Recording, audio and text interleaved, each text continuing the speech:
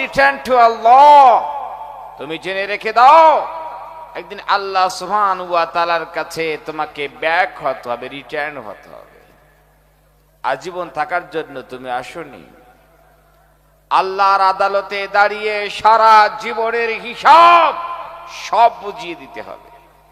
আর আমরা সেই আল্লাহকে ভুলে আছি।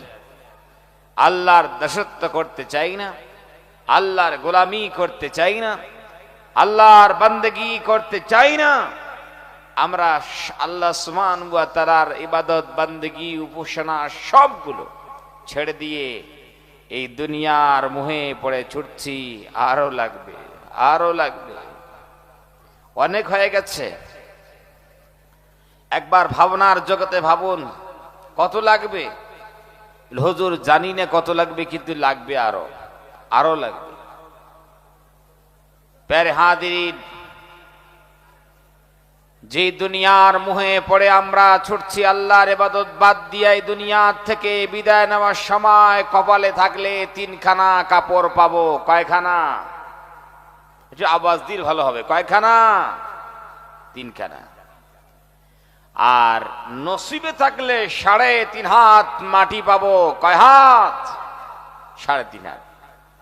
তাহলে তিনখানা কাপড় আর 3.5 হাত মাটি। ইন্ডাস্ট্রির মালিক বলে, হ্যাঁ তোমার জন্য 3.5 হাত। হাজার হাজার বিঘা জমিনের মালিক বলে, হ্যাঁ তোমার জন্য 3.5 হাত। খোলা আকাশের নিচে কেউ জীবন যাপন করেছে বিদায়কালে, তার জন্য 3.5 হাত। আর এই 3.5 হাত কোথায় পাবো? বলে, হুজুর আপনি জানেন না, কলকাতায় আমার জমি আছে, 1 কাঠা ওখানে নিয়েছি, সেখানে হবে না, অত আশা করেন না। মুম্বাইয়ে তো আমার 1 কাঠা আছে, থাকতে পারে, সেখানে আপনার কবর হবে না।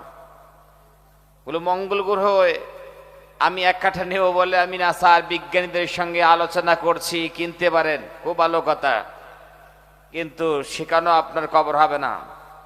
যত দাম দিয়া জমিন কিনেছি, কপাল থেকে অত দূরে সরে গেছে। ঠিক কিনা জোরে কম? তাহলে ওই 3.5 হাত, ওই গাছতলা আর বাসতলা যেখানে দিনে গেলে ভয় লাগে, জোরে কম ঠিক কিনা? এই 3.5 হাত অকেজোক্কা জমি, সেই ঝাড় জঙ্গলগুলো পরিষ্কার করে 3.5 হাত মেপে মেপে